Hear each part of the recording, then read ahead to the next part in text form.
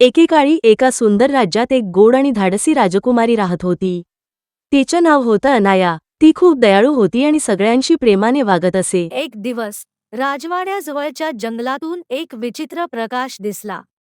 गावातील लोक म्हणाले, ते जंगल जादूचं आहे, तिथे जाऊ नकोस. पण अनायाला कुतूहल होतं.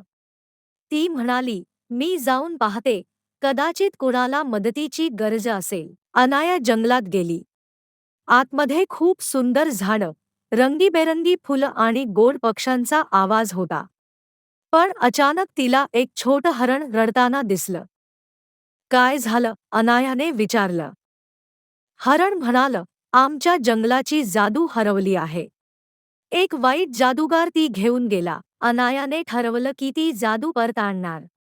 ती पुढे चालत गेली आणि तिला एक गुहा दिसली. गुहेत एक जादूगार बसला होता. तू इथे काय करतेस? जादूगार रागाने म्हणाला. अनाया घाबरली नाही.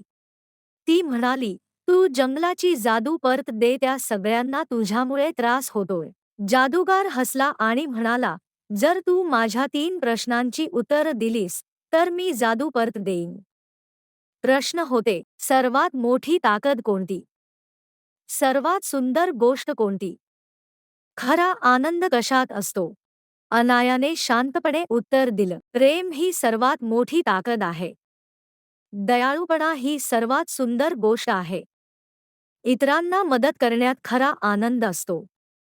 जादूगार थोडा विचारात पडला. मग त्याचा चेहरा बदलला. तो हसला आणि म्हणाला, तू खूप शहाणी आहेस. मी चूक केली. त्याने जादू परत दिली. जंगल पुन्हा उजळलं. प्राणी आनंदी झाले. अनाया परत राजवाड्यात आली. सगळ्यांनी तिचं खूप कौतुक केलं.